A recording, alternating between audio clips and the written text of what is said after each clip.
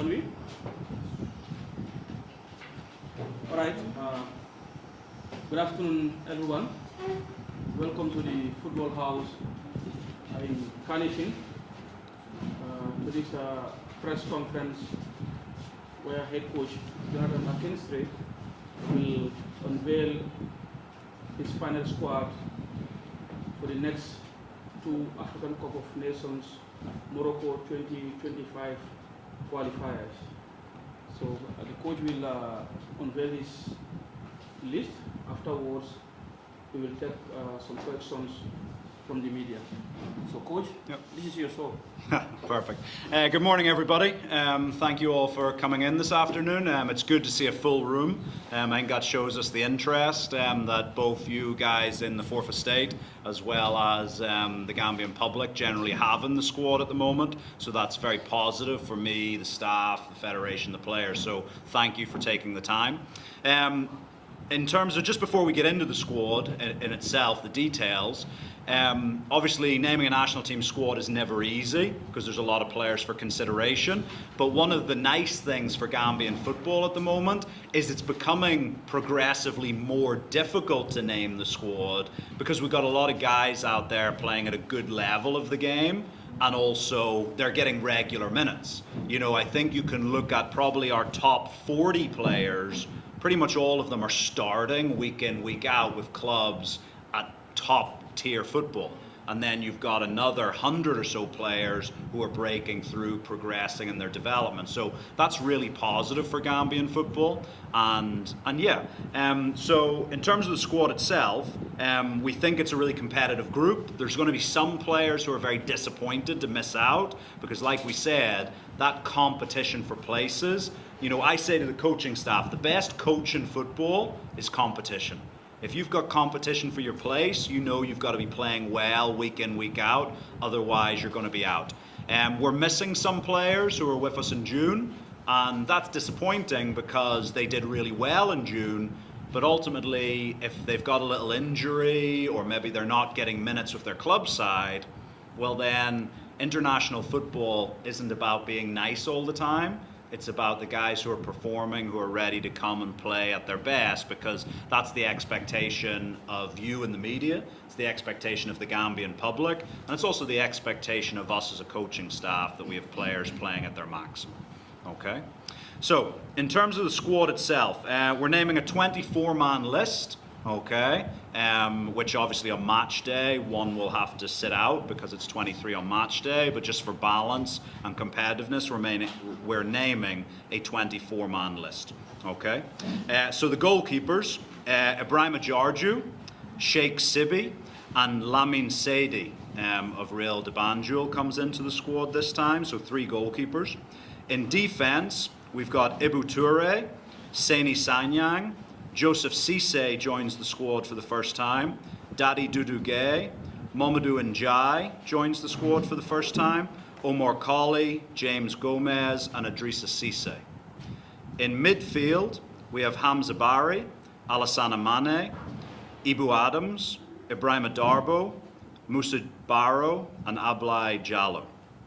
In the forward line, we have Ibrahima Colley, Aliou Fadera, Moussa Jawara, Yankuba Minte, Adama Sidibe, Ali Sow, and coming in for the first time, Abdoulaye Cisse over at Paide, the young striker.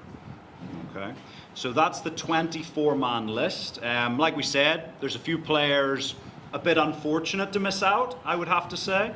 There's a few players, injuries, like even this morning, I actually fielded a phone call from one player who would have been in the squad, but an injury has cropped up and he's not at 100%, so we've made the decision to not bring someone who's 100% rather than, you know, we want to bring people who are able to come and really push. So that's a 24-man squad. I'm happy to answer any questions you guys might have. I'm sure there'll be some. And yeah, so back to you, over to them. Thank you, Coach. So as customary, when you want to ask a question, just introduce yourself in the medium that you represent. So the floor is now open for questions.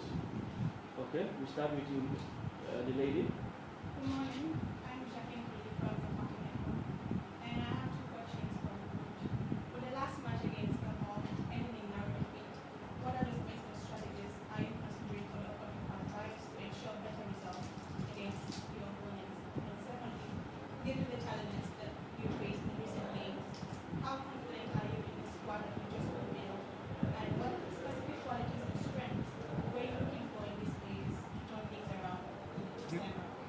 No, thank you very much.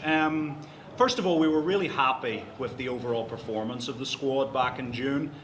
Naturally, in football, it's about wins and losses. We want to get many more wins than losses. So our biggest frustration in the Gabon game especially was that we weren't able to, and I think it's fair to say we were dominant for periods in that game, especially in the first half, that we weren't able to convert that dominance in play into more goals. And so for us, we come away frustrated that we didn't take not just 1 point, but all 3 points from that game.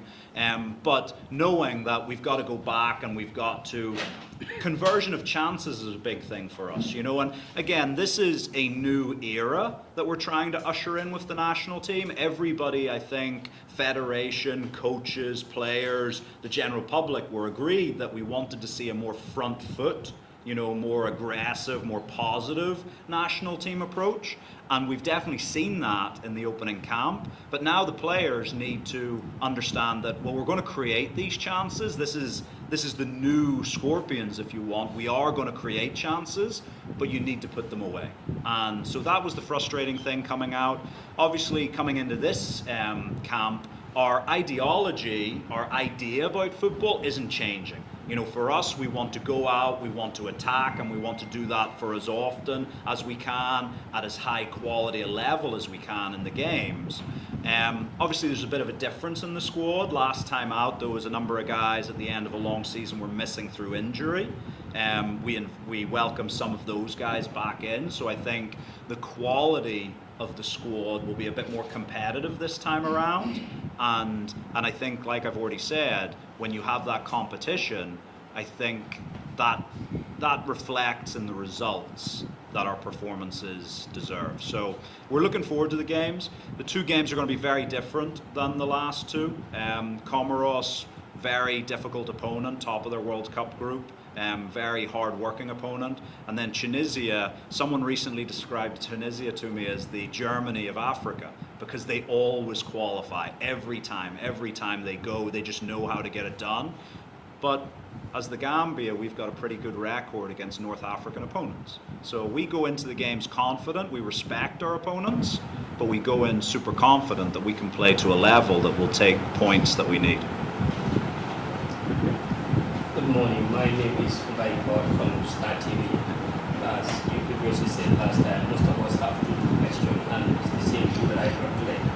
I'll first start with considering the opponents, Comoros and Tunisia, you just mentioned now. What strategic consideration went into selecting the players to ensure the team is well equipped to challenge, to face the challenge of the requires one? The other two is, you previously also mentioned that no player signed a contract with the national team, that whoever perform will be brought in. Considering 4 new players in the squad, can you kindly set light on the impact that they will put with the club or the team? Yeah, absolutely.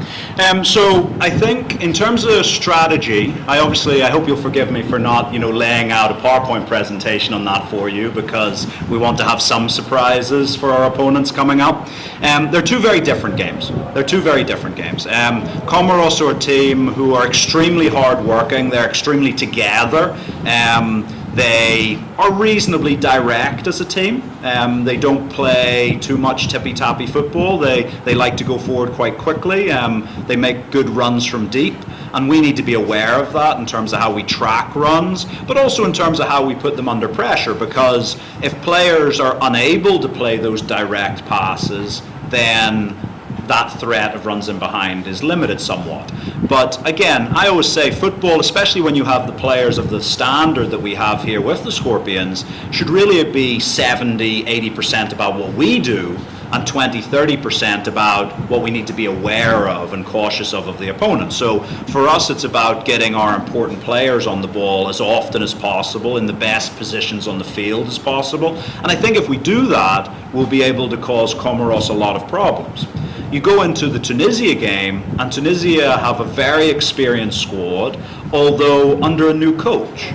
So obviously their new coach comes in, these are his first games, and so you will see maybe a strategic change from Tunisia. So we have to pay attention to their first game against Madagascar on the Thursday to see what tweaks is this new coach going to make. But look, we know that Tunisia are a side that they don't feel a lot of pressure in games. So we need to make sure that we use our strengths, our speed, our guile, our creativity to cause them problems, but at the same time understanding that if we give them too much space, that they've got players who would punish us in those situations. So it's about having the right balance in both games, really. So, but two very different opponents, but games where we think the squad, and in selecting the squad, there's different types of players in there. You know, you look at, say, in the midfield, you have someone like Hamza Barry, who's a very good player at keeping the ball. You know, his pass completion rate, whether it's at international or club level, is extremely high.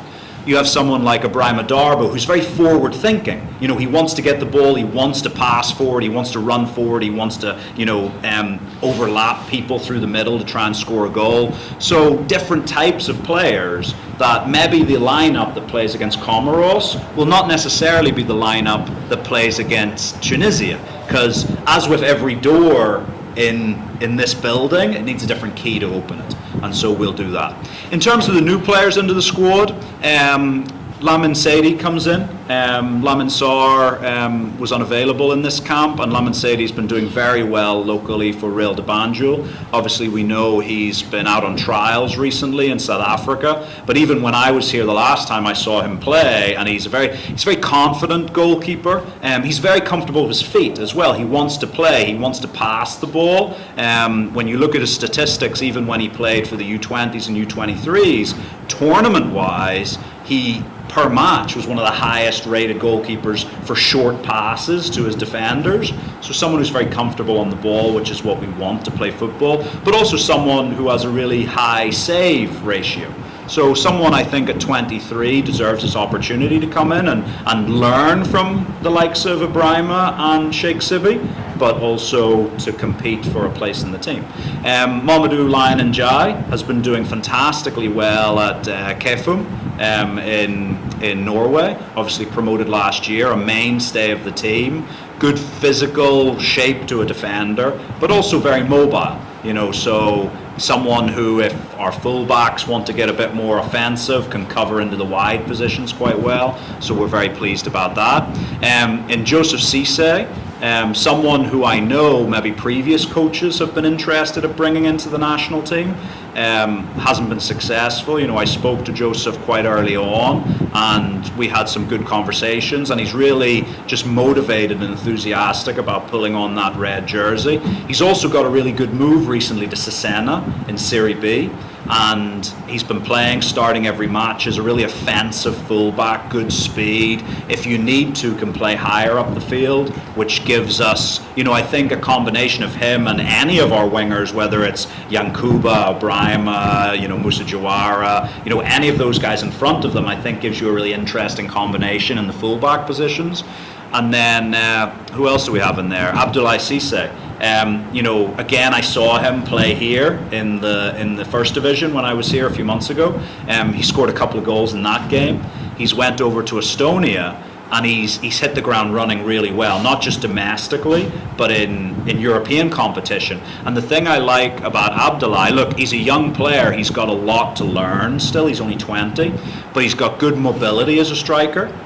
He drops into interesting positions, which allows him not just to score goals, but to get nice assists, creative assists, but also out of possession, that mobility allows him to go and press the game, which is something I think you saw in the first couple of games we want to try and do. We want to defend higher up the pitch, and that mobility is really important for us. So yeah, the new guys coming in, but look, just because someone's named in the squad, I know I said this the last time, everybody likes new and shiny things. It's why we buy new mobile phones every couple of years, even though the old one works.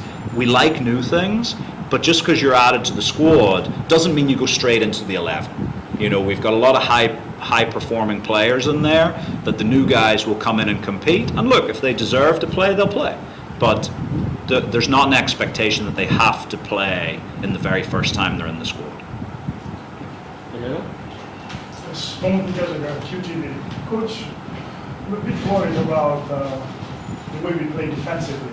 The last time we played against Gabon, we led 2-0, and then the power outage happened. We all know how it went out there. And then coming back, concede 3 goals in succession. Are you not a bit worried about the defensive approach of the national team, and how are you going to change that? Concede goals? Yeah, the answer, there's a couple of things we need to tidy up. I'm overall not super concerned about it. So we led 1-0, not 2-0. I wish we were 2-0 up. And we should have been. I think that's the key thing for us. I think the Gabon game gave us some really interesting information, not just about the players' ability on the pitch, but their psychology. You've got to remember that over the last few years, yes, the Gambia have been super successful, but haven't been really a high-scoring team. And so conceding, you never want to concede goals. But when you're not a high-scoring team, when you only maybe score 1 goal, when you concede 1 goal, it can put your head down. You can be like, oh, you know, so disappointing. And I think we saw that a little bit in the Gabon game, in that we were really on top of the game. And I know, unfortunately, because the lights went out and then the TV reception didn't come back in, what a lot of Gambian supporters did not see is at the start of the second half, we should have scored again. In fact, just prior to Gabon getting the equaliser, we had 3 really good chances in quick succession. You know, within the space of 40 seconds, we had 3 really good chances in the first 5 minutes of the second half. And that should have put us further ahead. And then Gabon scored a really nice goal on the counter-attack. You know, they've hit us on the counter-attack. We've been maybe over-ambitious to really get that second goal, but excited about how we're playing and how we're being allowed to play. And we get hit on the counter-attack. And I think that knocked the wind out of the guys a little bit, because for the first 50 minutes of the game, we were the dominant team. We were the dominant team and should have been 2 or 3 goals up. And so that equaliser knocked the wind out of us a little bit. Second goal's a set piece. We need to tidy up on the set pieces. We were unhappy to concede a poor set piece against the Seychelles, and unhappy with the set piece we conceded, unhappy in terms of how we dealt with it. So we definitely need to tighten up defensively from set pieces, there's no doubt about that. But that's been a problem going back 2 or 3 years. You can look back over the last few years and we've conceded a few soft goals from set pieces. So we need to tighten that up. And yeah, I'm not overly concerned about it, because one, I think we were missing, if you look at all the players who were injured the last time out, most of them were defensive players, so we welcome most of them back in this time. But overall, I think our chance creation in the game is as high, if not higher, than our opponents. So 1 or 2 little tweaks, make sure we are capitalizing on our chances at the other end, and we'll be fine.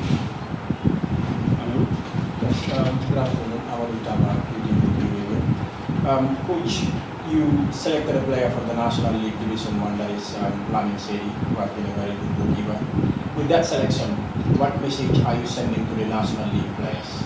The second question is, you had faith in Abdoulaye Cisse, who has been doing so well for Real de Banjul, went to Paide and proved his worth because he has been allowed to good goal-scoring striker. But another striker who has been in recent very good form for Notts County is Alassane Jatta. In his past 3 games, he has scored 3 goals and contributed an assist. That's a 4-goal contribution. What led to his selection from the squad? Yeah. So I think in terms of, for the local league here, for the first division, I spoke to you the last time when I came in the press conference about levels. And so there's no doubt that I think everyone understands that the level here, we've got some fantastic players, but the league is quite a young league. Yeah? So most of our players who are really excelling in the league are the young guys, and then they get their opportunity, like Abdoulaye Cisse, as you've mentioned, to go outside. You know, even at the other end of the spectrum, someone like Yankuba Minte, who, you know, played locally, then went to Odense, and then, you know, and now in the Premier League. So that acceleration through the levels happens quite quickly for Gambian players. You know, like even, I'm not going to go into names, but what you guys maybe don't know is 2 young Gambians signed for Premier League clubs in England this week. So they're young guys. You'll not see them on the pitch for a few years, but two of our guys, our youngsters, signed for Premier League clubs. So the acceleration from playing locally here in the Gambia to the very elite level of world football is a real fast ascent for some of these guys. But what that means is we do lose a lot of our talent very early on from the league. But for the guys who are still here, if you're performing well and if that opportunity, that space opens up in the team, then I've got no problem. I've got no problem in giving players that opportunity. Now, in certain positions, it's going to be easier than others because let's look at Lamin Seidi's opportunity. In goals, we don't have that many goalkeepers playing globally. You know, I think we've got now, we've got a goalkeeper who's just signed for a Scottish team. We've got 4 goalkeepers playing professionally, which means if there's 1 or 2 injuries, we've got to look maybe into the local league. Whereas at centre forward, which we'll get onto in a minute, we've got about 15 number 9s playing professionally around the world. So to get into the Gambian league takes a bit longer in terms of selection. But if the opportunity's there and we think you're the best option, we'll call you up. There's no problem with that. Yeah. In terms of the centre forward position, look, Alassane Diatta is a player we've watched very closely. He was we actually considered him for the June camp last year, but he was injured at the end of last season. He obviously started really well at Notts County, but then from April through to the end of the season, I think from the 3rd of April to the end of the season, he didn't play at all because he was out of the team. And so that meant we couldn't bring him in June. We start this season and he's done really well, and there's 2 sides to this. One, different types of players. Abdullah and him are quite different strikers. You know, Alassane is quite a point striker. You know, if you look at most of his goals, they're crosses, and he's a box finisher. You know, he's someone who in the 6-yard box, 1 touch, head or foot, you know, will score the goal with those whipped in crosses from the flanks. That and from corner kicks a big threat. Whereas Abdullah is a little bit more mobile, gets involved in the build-up play earlier in the game. And we just felt for these games in particular, that mobility in attack was a little bit more important than the point striker in terms of that. The other thing that maybe you're aware, maybe you're not, the FIFA rules say that we've got to send our invitations out to clubs 15 days before players are expected to travel. 2 of those 3 goals and 1 assist were scored after that happened. So actually the invites went out and then Alassane hit form in terms of scoring goals and getting assists. So there's that. Now, does that mean we can't invite a player late? No, absolutely. We could invite a player today if we wanted, but the club could turn it down. And obviously Notts County have games because League 2 doesn't break for the international window. So he's someone who's doing very well, and we've watched the games. I'm really super pleased with how he's doing, and you know, if he keeps doing that, I see him getting, you know, an opportunity in a red shirt before too long. Oscar? Yeah, I think Amada already asked the question. That is around Alassane. Okay. Yes. So like usually at the heart of Sorry. Yes. Let's follow the protocol. Oh. Yeah, it's said first. But when you are doing also, please introduce yourself. So it was said who was supposed to say. Thank you very much. I'm Seti Jangi from CONFERENCE. Coach, you are embarking on a very, very demanding journey. The predecessors have taken us to 2 previous AFCONs. You are facing a very difficult group and teams, basically, that could be bogey teams, including the COMOROS. And as of now, what are some of the mental strategies that you should put in place in order to make sure that you take us to another AFCON, because that is the minimum required. The second one, maybe it is a bit away from what you have control over, that is refereeing decisions, because we've seen the last time against Gabon. These are things that coaches do not want to talk about in public, but let's say the second Gabon, who somebody can even say it was an evident offside, plus some of the other decisions. These are things that happens all over Africa, particularly playing against the North African teams. We always have that connotation that some of the refereeing decisions go in their favor. And in terms of mental preparedness, your players, in order to be very much ready for some of these supposed decisions that can go against them, what are some of the things that you're working on to help remedy that situation? Yeah, so I think for us going into these games, look, we've got a tough group. There's no doubt about that. You know, Madagascar, Comoros, and Tunisia is a tough group. it's easy for people to look at a team like Comoros and say, oh, a small island off the coast of Africa, that a lot of people in the world, maybe if you asked them, wouldn't necessarily know exactly where it is. But I'll tell you what's also true. That's also probably true of the Gambia for a lot of people. If you say, I was watching a game, one of our players, I was watching Ibu Adams play against Derby, or for Derby against Blackburn recently, and I was sat beside another international manager at the game, and genuinely he asked me, where is the Gambia? You know, so I think we should be humble enough not, given that we would question why other people don't know about the great players and the great quality of the Gambia, both as a football nation as a whole, we would question if people didn't know about us. So I think we should be humble enough not to have that mental approach to any nation. Beyond that, Comoros are top of their World Cup qualifying group. You know, they beat Ghana in World Cup qualifying. They beat Uganda 4-0 in a friendly game in, I think, October time. And so this is a team that have done extremely well recently. So we need to know that we need to be at the top of our level. But the thing that we have to then remind ourselves that the top of our level is a very high level indeed.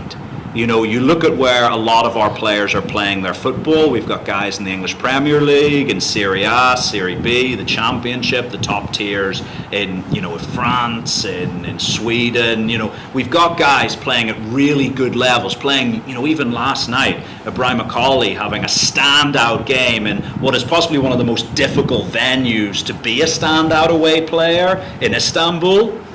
Yet he can come with that confidence in a pressure game in Europe and be put in what was basically a man-of-the-match performance for young boys. It's about transferring that into the national team. Because if you're not fazed by playing Galatasaray in Istanbul, if you're not fazed by playing Manchester United or Juventus, then nothing here should faze you either. So it's about bringing that, and then for those experienced players, teaching that as well a little bit to some of our younger players who maybe aren't quite at that level yet. So I think it's about bringing that high quality to the squad. And then, sorry, what was the second question? It happens. Like, I've not been too worried about the referees thus far. We'll see what happens. But for us, what I've always said in my entire career, look, if against Gabon, I personally I think the referee was okay against Gabon. But you look beyond that, and if we'd taken our chances in that game in the first half and at the start of the second half, we would have been 3 goals ahead. And then it doesn't matter about the referee's decision, because the referees are humans. They can make 1 or 2 mistakes. If you put yourself 3 goals ahead in a game, it's unlikely that a referee is going to make 4 or 5 mistakes in a game. So yeah, it's about us. It's about us being better than the opponent. It's about us being better than any wrong decision that might come our way, and just being confident in our own abilities. Yeah. Yes, I am begging for at the heart of midfield, usually players are one there, individual battles are necessary. Like, what is the idea behind, positioning a forward player? For example, a winger at the heart of midfield, like we have seen against Gabon, where Ibrahim Akali came. So Ibrahim Akali didn't play in midfield against Gabon. He played on the wing. Against Gabon, I showed that in the lineup. Played on the wing. Well, no, because I also, when you see on the lineup, so the formation against Gabon was Yankuba Minte came in and played in the number 10 position, and Moussa Barrow moved into the number 8 position. Yankuba Minte is at club level, has been a winger, but also I think it's not a stretch to see why he can play quite well in the middle of the field as well. As a number 10 running beyond a centre forward, Yankuba has those abilities as well. And for Moussa, we just, if any, I don't know, I'm sure most of you have been following football here in the Gambia for a long time. You'll remember when Moussa broke through, he was a central player, and he has gravitated out to the wings. But even if you watch him play for Al Tawoun, pretty much every game for Al Tawun, Musa starts in the number 11 position, but by the end of the game, for the last 20 minutes, tends to be in the number 8 or the number 10 position. So he sort of plays both, and we just felt going into that game, and then we had Aliou and Ibrahima on the flanks. So yeah, Ibrahima. We also, the nice thing about the Gambia is, and you have to, when you watch the best teams in world football, like Manchester City, like Arsenal, like Barcelona, like Bayern Munich, you see a lot of rotations happening.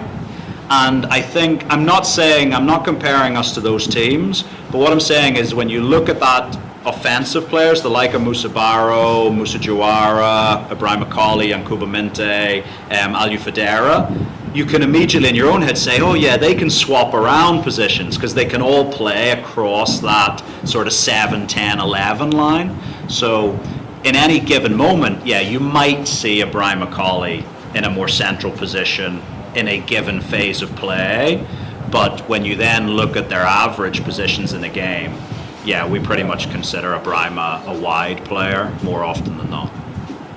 Thank you. Any more questions? Yes, Bob. Good afternoon to you.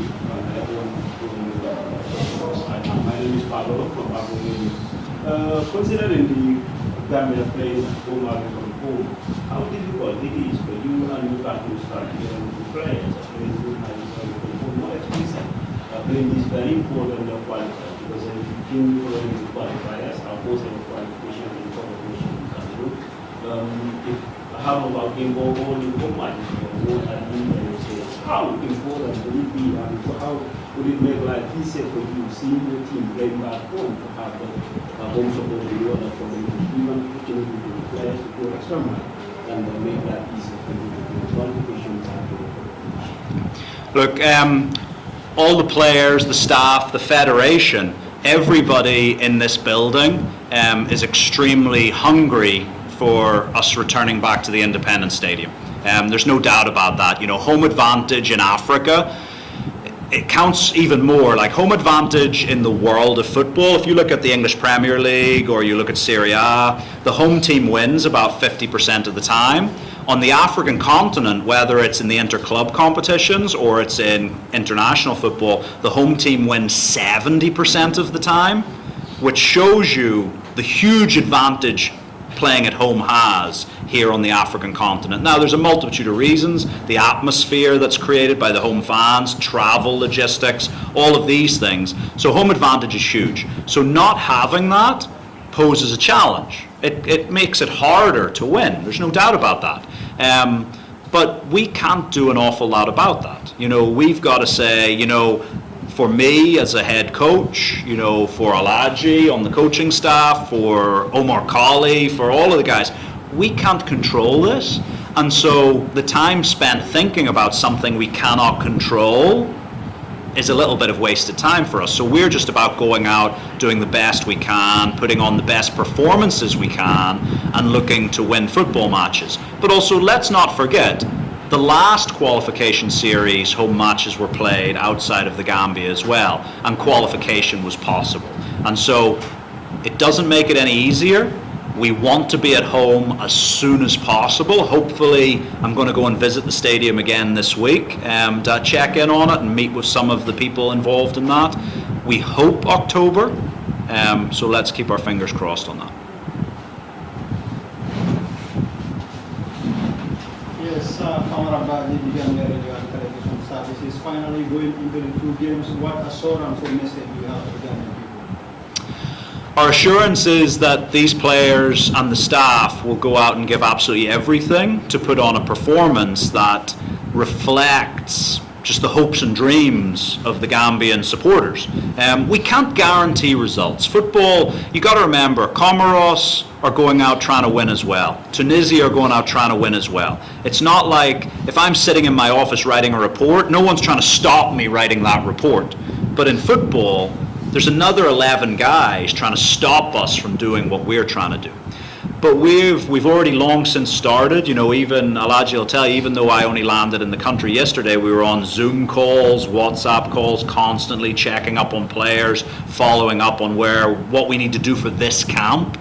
So the preparations have long since started in terms of how we can take our best form into these games. And if we go and play at our maximum level, we think that's good enough to win football matches.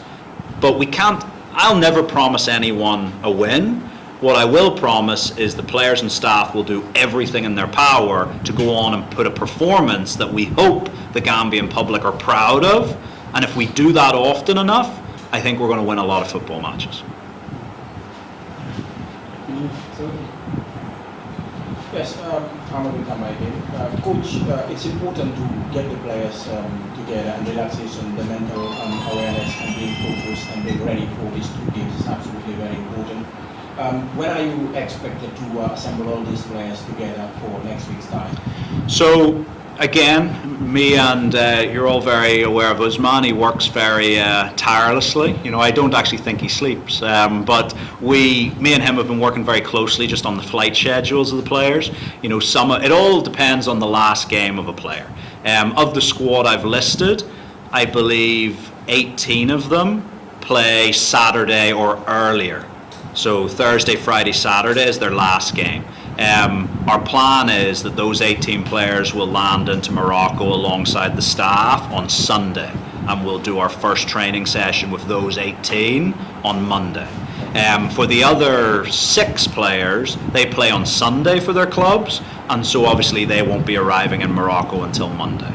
And look, it's a tight week because the game being on a Wednesday, which we weren't overly happy with. We requested it to be played on, you know, both us and the other federation requested it to be played on Saturday, but because of TV and all of this, it's been put on the Wednesday.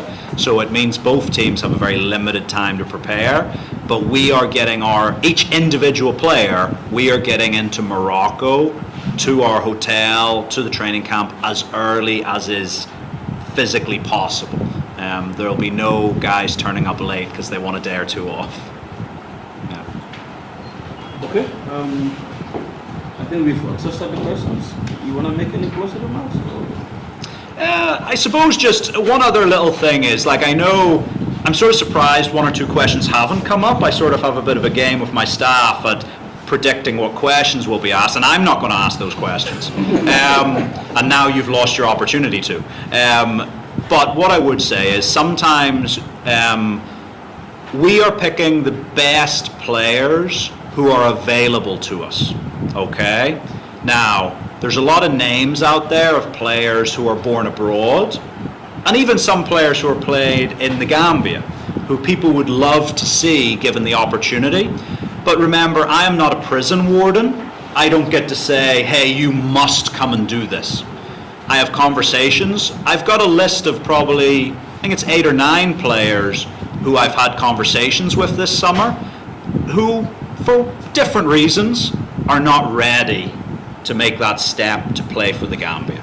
Yeah, someone like Joseph Cisse, someone like Mamadou Ndiaye, were ready. They said, yep, we're ready to come, and when you call us, we'll come. There's other players who, I will tell you, have said to me, we're not interested. And that seems like a longer term answer. And there's some players who are just at the stage in their career who are saying, we're interested, but not today. And so there's a balance. So we're picking the best players who are available to us. If there's a player that supporters or media think, hey, he's doing really well, why isn't the coach picking him? It's probably because he's not available to us. Okay? He's not available to us for one reason or another. Okay? Thank you very much, guys. Thank you very much, guys, for coming. We appreciate your coming. And hopefully, we all are happy at the end of this international break. Thank you. Thank you, guys. Yeah.